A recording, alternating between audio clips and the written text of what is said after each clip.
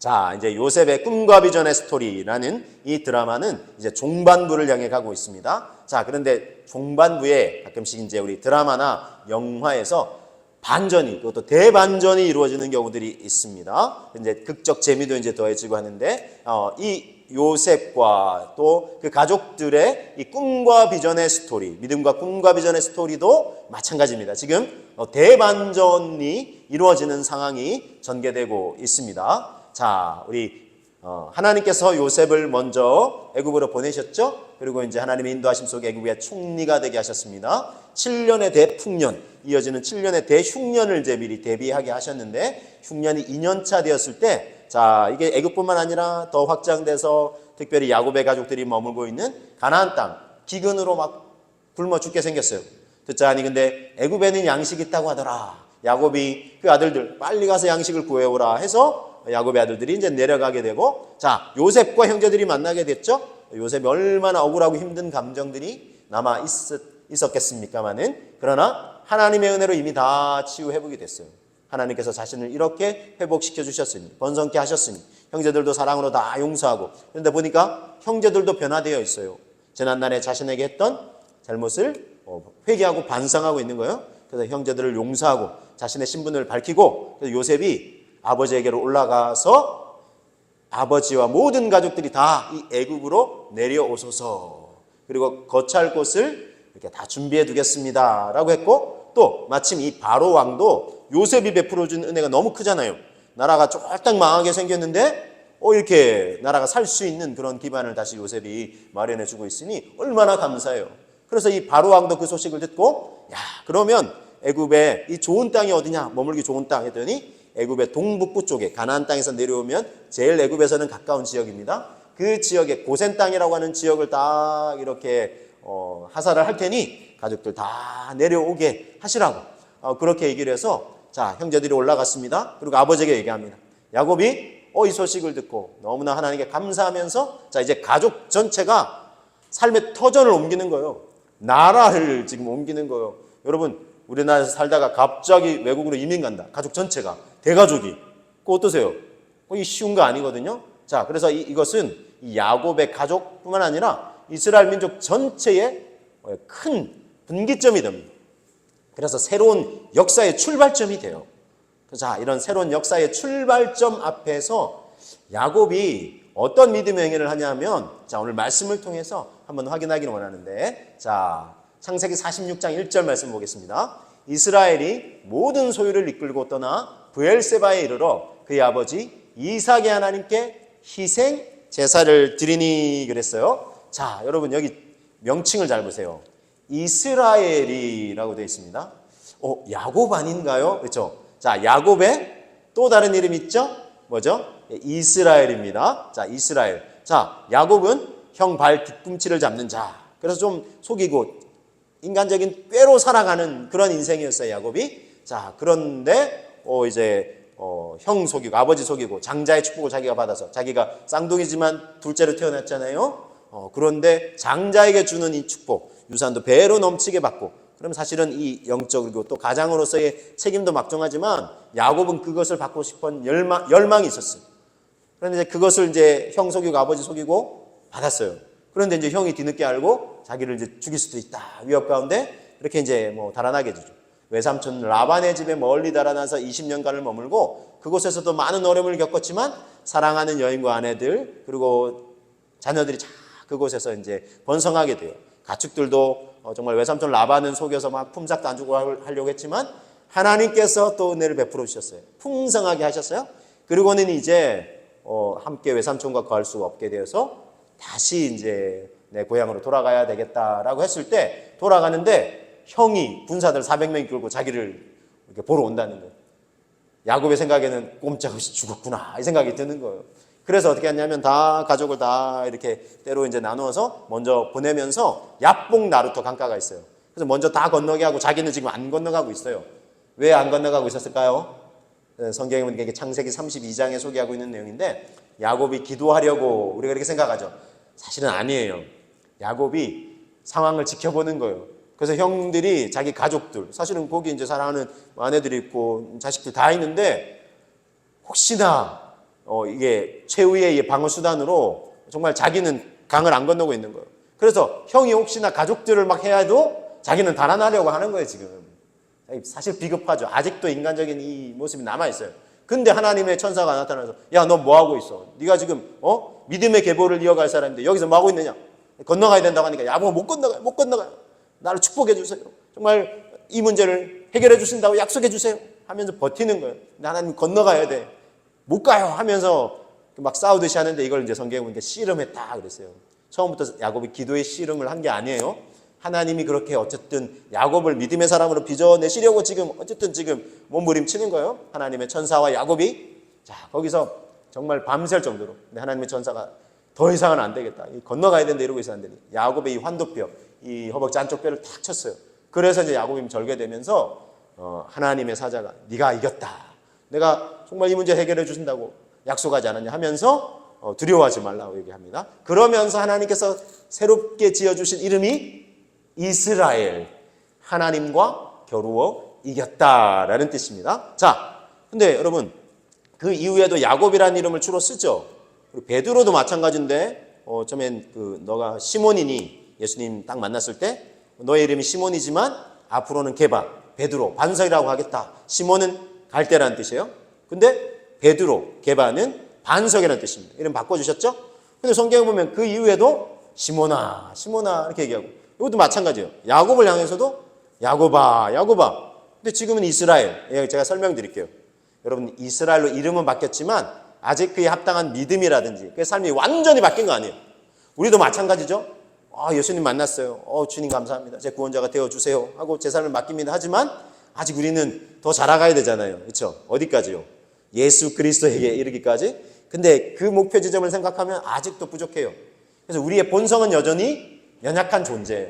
세상에 속했고 세상의 관습과 죄와 유혹들을 따라가려고 하는 그 모습, 그 본성을 사실은 우리는 잊지 않아야 돼요.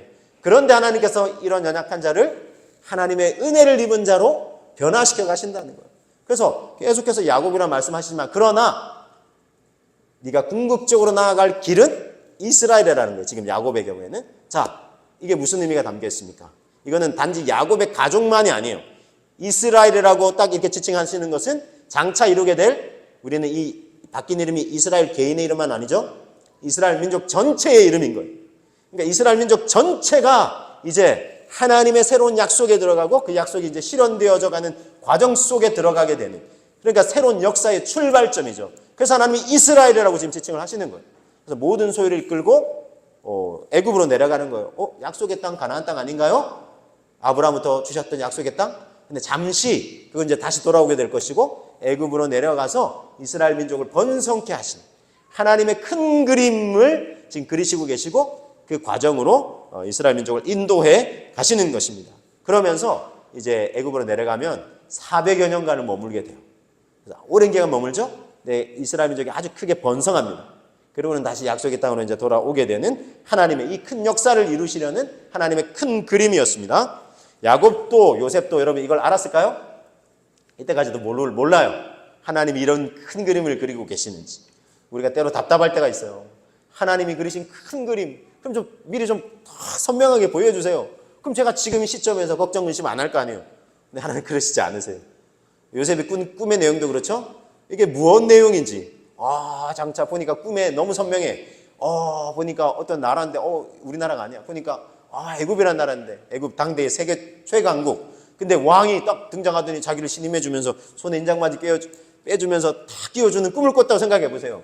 그럼 요셉이 어떻게 생각하겠어요? 나 장차 애굽의 총리가 될 거야 생각하겠죠? 근데 하나님 그런 건 보여주지 않았잖아요. 그렇죠?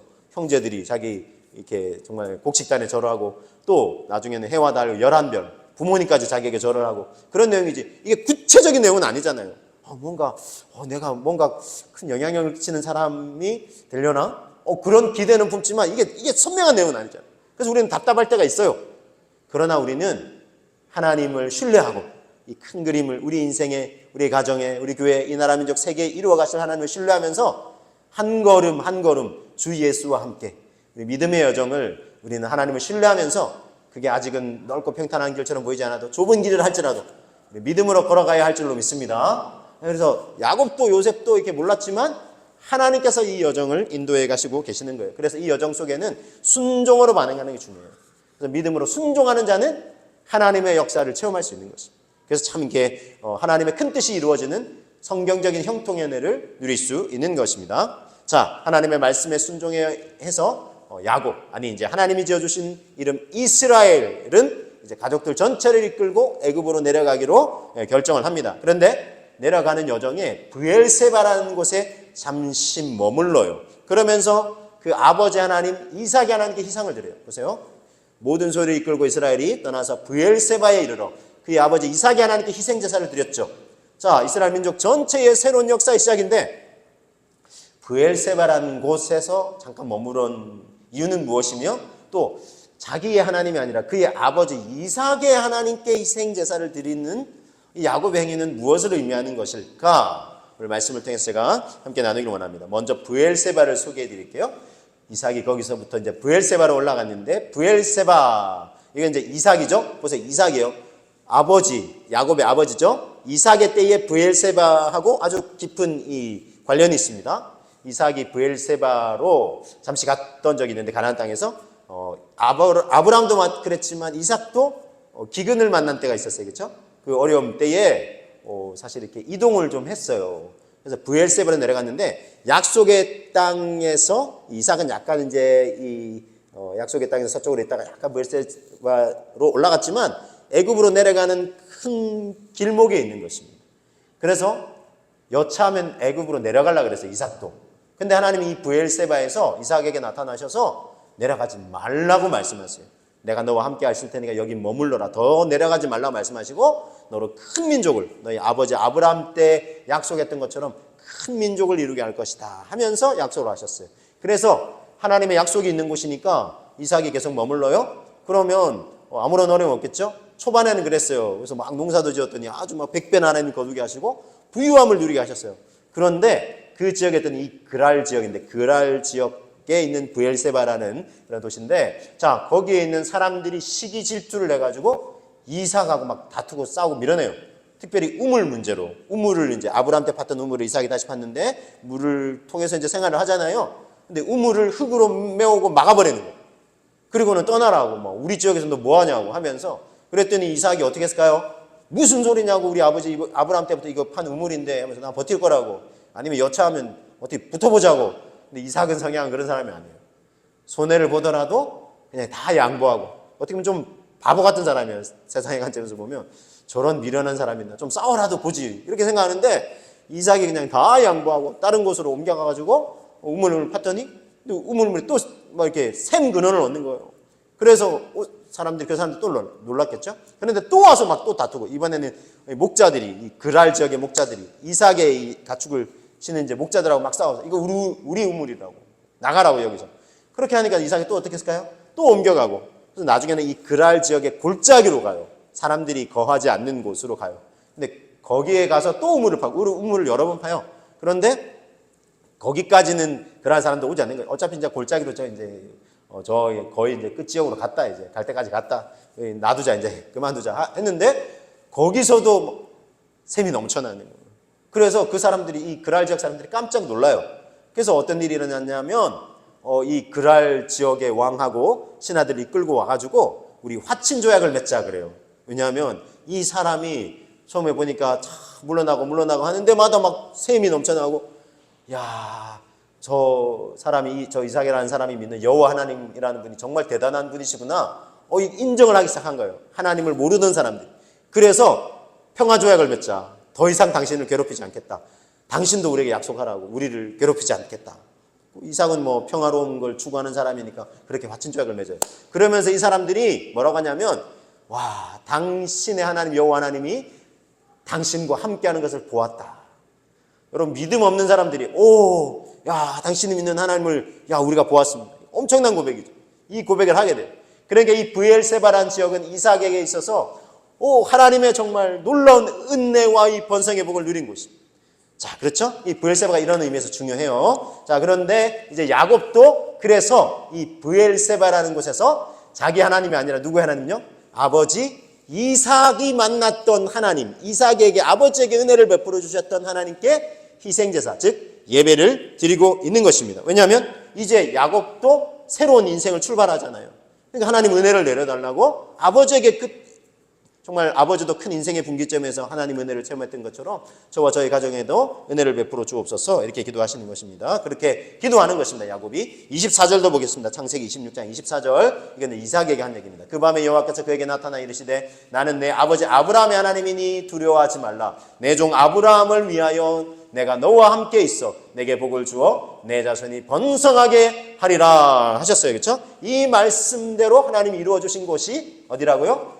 브엘세바라는 곳입니다. 자, 야곱도 이제 새로운 역사의 이 출발점 앞에서 브엘세바를 어차피 거쳐가야 되는데 그곳에서 아버지 이삭이 이곳에서 하나님의 약속의 말씀을 받고 큰 은혜를 누렸지. 하나님 저희에게도 저희 가정에게도 큰 은혜를 내려주세요 라고 고백을 하게 된 것입니다. 그래서 여러분 이 말씀을 통해서 우리가 되새겨야 될 교훈이 있습니다. 먼저는요, 첫 번째는 과거는 새 역사의 이정표다. 제가 이렇게 소개해드리겠습니다. 과거는 새 역사의 이정표가 될 수 있다는 것입니다. 자, 아버지 이삭이 즉 과거죠. 근데 이것저것 떠돌면서 어려움을 당할 때에 하나님께서 말씀해 주셨죠. 그리고 번성케 해줄 것이라고, 지켜주실 것이라고, 인도해 주실 것이라고 약속하셨는데 다 이루어 주셨죠. 이삭은요 그때 더 넓은 땅을 얻게 돼요. 자꾸 이것저것 옮겨가면서 더 넓은 땅. 그럴 사람들이 더 이상 막 이렇게 침략하지도 않고 더 넓은 땅을 얻게 됐고 또 화친조약 맺었죠. 그래서 정말 평화롭게 살게 된 것이에요. 이 은혜 과거에 체험했죠.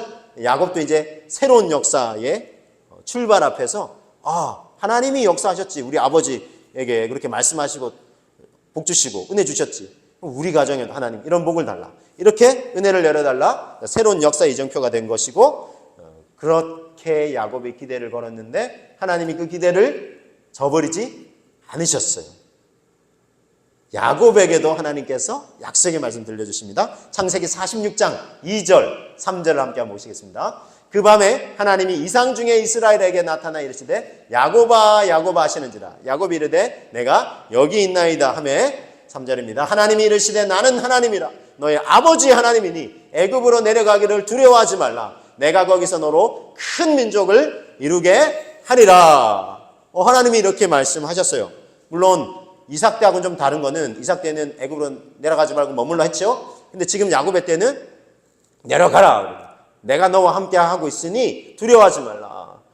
내가 거기서 너로 큰 민족을 이루게 하리라. 이렇게 말씀하셨어요. 자, 하나님의 약속의 말씀 있죠. 아버지는 머물라고 했으면 너와 아버지는 다르잖아. 똑같은 은혜 내려주는 경우도 있지만 또 다른 시대와 세대가 바뀌고 하나님의 큰 그림을 이루어 가시기 위해서 하나님께서 인도하신 여정이 있으니 여하튼 이 하나님은 이스라엘에게 그렇죠? 하나님이 큰 놀라운 약속을 주셨어요. 그래서 이제 가족 전체가 새로운 여정을 떠나야 되는 새로운 역사의 출발점 앞에서 하나님은 이 브엘세바에서 예배를 드렸던 이삭에게 이스라엘에게 그렇죠? 야곱의 하나님 지어주신 이름 이스라엘에게 정말 새로운 역사의 출발점 앞에서 하나님의 약속의 말씀을 들려주셨고 그래서 두려워하고 있던 이 야곱에게 또 이스라엘에게 지금 걱정하지 않아도 되는 그런 하나님의 약속의 말씀을 들려주셨고 큰 확신을 갖기에 충분했습니다. 자, 그래서 여러분 이 과거의 역사는 이건 우리의 삶에도 마찬가지인데 하나님께서 베풀어 주신 은혜의 역사는 또 새로운 지금 현재 그리고 우리 앞날에 대한 두려움도 있잖아요. 근데 이제 어떻게 하지? 과거는 좀 어떻게 이 어려움의 때를 하나님 은혜로 우리가 벗어났는데 지금도 너무 어려운데 또 앞으로는 어떻게 하지? 근데 두려워할 일이 아니라는 거예요. 새로운 역사 하나님이 펼쳐가시는 역사 이정표를 과거를 통해 보여주신다는 것입니다. 자, 여러분 이것을 잘 보여주는 한 이야기를 소개해드리겠습니다. 다윗과 우리 골리앗 이야기 너무나 잘 아시죠? 블레셋의 거인 장수 골리앗이 군사들을 이끌고 와서 이스라엘 군대와 맞서 싸우고 있는데 거인 장수 이 골리앗이 너희가 믿는 여호와라는 신이 어딨냐? 그럼 나와 맞서 싸우자. 우리가 믿는 신이 더 위대하다 하면서 이 고대 전쟁에는 이제 이 신과 신의 싸움. 그래서 이제 하나님의 이름을 모욕하는 거예요. 자, 그래서 이 거인 장수니까 나와 맞서 싸울 자가 있느냐 했는데 이스라엘 군대 중에 아무도 내가 나가서 싸우겠습니다 하는 사람이 없는 거예요. 그런데 이 아버지 이새의 집에 이제 8명의 형제 중에 막내였던 다윗이 아직 어릴 때 소년 시절일 때 아버지가 야 군대 갈 때 형 첫째 둘째 어떻게 지내고 있는지 뭐 먹을 건 제대로 먹고 있는지 야 이 도시락 싸줄 테니까 가서 보고 와 이렇게 하고 이제 아버지 이제 명령에 순종해서 이제 다윗이 이제 딱 왔는데 보니까 이 광경을 본 거예요. 거인 장수 골리앗이 전 이스라엘 부대를 벌벌벌 두렵게 떨게 만드는. 그런데 보니까 여호와 이름을 모욕하는 다윗이 막 거룩한 울분을 토해내. 감히 여호와 하나님을 모욕하다. 그러면서 사울 왕한테 내가 가서 맞서 싸우겠습니다. 사울 왕이 보니까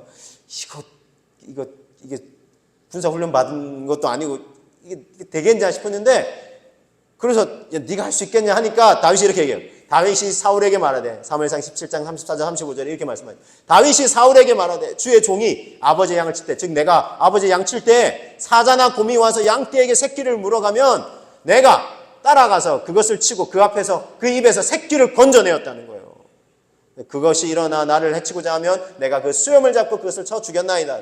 또 36절 보시면 주의 종이 즉 얘가 사자와 곰도 쳤은즉 살아계시는 이 하나님의 군대를 모욕한 이 할례받지 않은 이 믿음 없는 이 블레셋 사람이 뭐가 문제가 되겠습니까? 그가 그 짐승이 하나같이 제가 그 짐승을 때려 잡았듯이 하나와 같이 될 것입니다.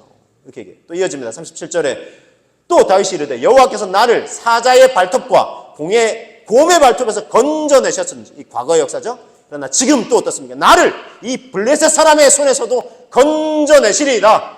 할렐루야. 과거에 하나님이 나를 건져주셨는데 그럼 지금은 앞으로는 외면하실까요? 건져주신다는 거예요. 와, 이 담대한 확신으로 얘기하니까 사울이 다윗에게 이르되 가라 여호와께서 너와 함께 계시를 원하노라. 여러분 과거의 역사 여러분 어떻습니까? 과거에 우리 인생에도 어려움이 있지 않았습니까? 어떻게 하셨어요? 하나님은 찾고 기도하지 않으셨습니까? 어떻게 되셨어요 여러분? 하나님이 건져주시고 깊은 정말 웅덩이와 수렁에서 우리를 끌어올리시고 우리의 발을 반석 위에 세워두시고 우리를 정말 굳건하게 붙잡아 주시지 않으셨습니까? 어떻게 하냐고요? 지금 우리가 이 자리에서 하나님의 은혜를 간구하며 예배드리고 있잖아요. 이것이 그 증표인 줄로 여러분 믿으시길 바랍니다. 그랬던 하나님이 그러면 지금 우리가 당하는 어려움을 외면하실까요? 앞으로도 또 우리에게 다가올 어려움은 나몰라라 하실까요? 그렇지 않습니다. 과거에도 우리를 건져주시고 도와주시고 굳건하게 해주신 하나님이시라면 지금도 앞으로도 우리의 인생에 우리의 가정에 우리 교회에 이 나라 민족 온 세계에 우리가 걱정 근심 염려하는 그 절망의 깊은 수렁에서 우리를 건져 올려주시고 굳건하게 우리를 세워주실 줄로 여러분 믿으시기를 바랍니다. 우리에게 이 믿음이 필요하다는 거예요. 여러분 오신실하신 주 찬양은 이렇게 고백합니다. 하나님 한 번도 나를 실망시킨 적 없으시고 언제나 공평과 은혜로 나를 지키셨네. 지나온 모든 세월들 돌아보아도 그 어느 것 하나 주의 손길 안 미친 것 전혀 없네. 오 신실하신 주, 오 신실하신 주, 내 너를 떠나지도 않으리라, 내 너를 버리지도 않으리라 약속하셨던 주님, 이후로도 영원토록 나를 지키시리라 확신하네. 할렐루야. 지난날 나를 실망시킨 적 한 번도 없으시. 솔직히 여러분 이건 정제된 고백이잖아요, 그렇죠? 솔직히 말씀드리면 하나님 왜 이렇게 저를 우리 가정을 실망시키세요? 이렇게 생각한 적도 있으시죠? 그러나 궁극적으로 돌아보니 그렇죠? 우리는 결과론적으로 하나님이 이것마저도 합력해 선을 이루셨구나 고백한 그죠? 그 시점에서 생각해 보니 나를 실망시킨 적 없으셨어. 주님이 언제나 함께 하시고 너의 가정을 떠나거나 버리지 아니할 것이다. 이후로도 영원토록 지켜줄 것이다. 말씀해 주신 주님 이 약속을 이루어 가실 줄로 믿습니다. 우리에게 이 깊은 확신이 필요할 줄로 믿습니다. 더 나아가서 조금 더 우리 전진해서 이 확신도 필요해요. 어떤 확신이냐면 오늘 두 번째 여러분에게 소개해드립니다. 밝은 새 미래를 주실 것이라는 거예요. 밝은 어둡고 암울한 현재 미래 아니에요. 지금 현재는 할지라도 앞으로는 밝은 새 미래를 주실 것이다 라는 것입니다. 자, 말씀을 통해서 확인합니다. 창세기 46장 3절 하나님이 이르시되 나는 하나님이라 너의 아버지의 하나님이니 애굽으로 내려가기를 두려워하지 말라. 내가 거기서 너로 큰 민족을 이루게 하리라. 할렐루야. 큰 민족을 이루게 될 것이다. 이스라엘 민족 전체를 지금 보시고 계신 거예요. 그리고 4절도 여기서 말씀하십니다. 내가 너와 함께 애굽으로 내려가겠고 너 혼자 아니야. 걱정하지 마. 내가 함께 내려갈 것이야. 반드시 다시 또한 너를 인도하여 우리 지금 약속의 땅 아닌가요? 아브라함에게 이 땅 주신다고 하셨잖아요. 걱정하지 마. 다시 너를 인도하여 다시 올라올 것이며 요셉이 그의 손으로 너의 눈을 감기리라. 걱정하지 마. 평안하게 넌 인생을 마감하고 나를 보게 될 것이야. 주님이 말씀하셨던 것입니다. 여러분 이게 새 미래, 밝은 밝고 희망찬 새 미래를 주신다 약속하시는 것 아니겠습니까? 우리에게도 여러분 하나님은 이러한 약속을 주시는 줄로 여러분 믿으시기를 바랍니다. 여러분 이사야 43장 18절 19절은 이렇게 말씀합니다. 같이 한번 고백해 보실까요? 너희는 이전 일을 기억하지 말며 옛날 일을 생각하지 말라. 보라, 내가 새 일을 행하리니 이제 나타낼 것이라. 너희가 그것을 알지 못하겠느냐? 반드시 내가 광야의 길을 사막에 강을 내리니. 여러분 옛날 일 기억하지 말래요. 영광스러웠던 과거도 또는 너무 아프고 힘들었던 과거도 거기에 너무 가슴 아파하고 계속 묵상하면서 되새기지 마. 다 잊어버려. 내가 새 일을 행할 것인데 이제 곧 나타낼 것이다. 두려워하지 마. 길이 없어 보인다고 광야에 내가 길을 내고 사막에 강을 내는 하나님이니 너는 나를 기대하고 소망하라고 주님께서 말씀하시는 것입니다. 여러분 이처럼 하나님은 우리 인생의 앞날에 대해서 밝은 새 미래, 밝고 희망찬 미래, 새 일을 계획하시고 이루어 가시는 이제 곧 나타내시는 하나님이신 줄로 여러분 믿으시기를 바랍니다. 우리가 그 하나님을 기대합시다. 사실은 이 하나님을 우리가 믿음으로 고백할 수 있다면 염려할 게 무엇이겠어요? 우린 사실 내일을 몰라요. 모르는 인생이에요. 모르게 하셨어요. 그래서 하루하루 하나님을 의지하게 하셨어요. 그럼 하나님 걱정할 수밖에 없잖아요. 왜? 모르잖아요. 하나님 내일 어떻게 돼요? 나, 우리 가정, 우리 교회, 이 나라 민족 세계는 어떻게 되냐고요. 하나님 나를 신뢰해. 그럼 하나님 그냥 다 선명하게 보여주시기보다는 그저 나를 신뢰해. 나 믿고 한 걸음 한 걸음 나와 함께 가자. 이렇게 말씀하시는 거예요. 우리가 하나님만 제대로 이 하나님만 믿을 수 있다면 하나님은 알고 계세요. 밝고 희망찬 미래를 계획하시고 계세요. 이 하나님만 신뢰할 수 있다면 걱정, 근심, 염려하기보다 오히려 감사할 수 있어요. 그래서 빌립보서 4장 6절 7절은 이렇게 말씀합니다. 아무것도 염려하지 말고 다만 모든 일에 기도와 간구로 너희 구할 것을 감사함으로 하나님께 아뢰라. 그리하면 모든 지각에 뛰어난, 즉 모든 것을 알고 계시는, 우리가 모르는 내일 일도 미래 일도 알고 계시는, 가장 밝고 희망찬 새 미래를 계획하고 계시는 그 하나님의 평강이 그리스도 예수 안에서 너희 마음과 생각을 지키시리라. 할렐루야. 그 염려하지 말라. 하나님 알고 계시니까. 그냥 하나님이 그냥 우리 인생의 역사의 흐름에 따라 그냥 그러면 인생에 막 굴고 계시니까 좋을 때도 있고 안 좋을 때도 있고 뭐 하겠지만 그런 하나님이 아니라 그저 그냥 운명에 맡기는 거. 믿음 없는 사람은 운명에 맡긴다. 그냥 시간에 맡긴다. 아니에요. 하나님은 우리 인생의 주관자이십니다. 알파요 오메가가 되시는 분이시고 창조주요 구원자요 선한 목자가 되시잖아요. 선한 목자는 양에 먹을 거 공급해주고 보호해주기도 하지만 갈 길을 인도하시잖아요. 하나님은 알고 계신다네. 푸른 풀과 쉰만한 물가로 의의 길로 생명의 길로 사명의 길로 행복의 길로 영생의 길로 구원의 길로 우리를 인도해 가시는 거 아니시겠습니까? 그러니까 여러분 우리가 오늘 이 예배를 드리는 시간만이라 또 우리 삶의 자리에 또다시 염려 걱정하는 순간이 있겠지만 다시 한번 말씀을 붙잡으시면서 하나님 알고 계신다고 하셨지. 밝고 희망찬 미래를 이스라엘 가족과 민족 전체에도 약속하셨고 그 약속을 이루어 주셨지. 우리 인생에도 하나님 그렇게 행하실 거야. 기대하시면서 염려하기보다 감사함으로 나아가실 수 있기를 주님의 이름으로 축복합니다. 베드로전서 5장 7절은 이렇게 말씀합니다. 너희 염려를 다 주께 맡기라. 이는 그가 너희를 돌보심이라. 주님께 맡기라요. 맡기라는 이 뜻은요. 영어로는 캐스트온이라는 단어를 쓰는데 이거는 던져버리라는 거예요. 네가 끌어안고 있지 말고 왜 계속 끌어안고 있니? 그냥 던져버려. 나에게 좀 맡겨. 그래서 완전히 내어 던져서 맡기다라는 것입니다. 그래서 이제 6.25 전쟁 직후에 이제 특별히 이제 미군이 와서 많이 연합군도 와서 이제 희생을 치르면서 우리를 도와줬죠. 근데 그 이후에도 계속 이제 주둔을 하고 있는데, 근데 이제 미군이 가끔 이제 마을을 다니면서 이제 지프차에 타고 이렇게 쭉 가는데 앞서 보니까 어떤 할머니가 무거운 짐을 이렇게 이마에 짊어지면서 이 보따리짐을 지고 가는 거예요. 그래서 딱 이제 옆에 차를 세우고 옆에 이제 뭐 통역하는 사람도 있고 해서 할머니 타세요 해가지고 뒷자리가 이제 남아가지고 그래서 이제 태웠어요. 근데 보니까 계속 뒤에서 막 끙끙하는 소리가 나는 거예요. 그래서 왜 그런가 하고 뒤로 돌아보니 할머니가 짐을 옆에 내려올 수 있는 공간도 있는데 계속 끙끙 앓고 있는 거예요. 그래서 할머니 왜 그러세요? 짐 옆에 내려놓으세요. 그랬더니 아이고 지하나 태워주신 것만 해도 고마운디 짐까지 어떻게 내려요. 여러분 우리가 가끔 이런다는 거예요. 하나님 구원해 주신 감사합니다. 이 짐까지 어떻게 하나님께 우리 가정이 안고 있는지, 우리 교회가 안고 있는지, 이 나라 민족이 안고 있는지, 이 짐까지 하나님 너무 무거우십니다. 제가 어떻게 끌어안아 갖고 가볼게요. 하나님 그거 원치 않는데 이미 우리는 정말 이 구원과 은혜의 이 차를 타고 있어요. 그럼 어때요? 옆에 공간이 있어요. 하나님 뭐라고 하세요? 수고하고 무거운 짐진 자들아 다 내게로 오라. 내가 너희를 쉬게 하리라. 내려놓으라요. 주님이 십자가에서요 우리의 죄만 담당하신 게 아니에요. 우리의 아픔도 담당하시고 우리의 인생의 무거운 짐도 다 짊어지셨어요. 그래서 주님은 맡기라 말씀하세요. 그래서 우리 찜질방을 가도 프론트에 딱 있잖아요. 귀중품은 프론트에 맡기세요. 맡기지 않으시면 뭐라고 돼 있어요? 책임지지 않습니다. 주인 백 딱. 맡기지 않는데 주인이 나 잃어버렸어요.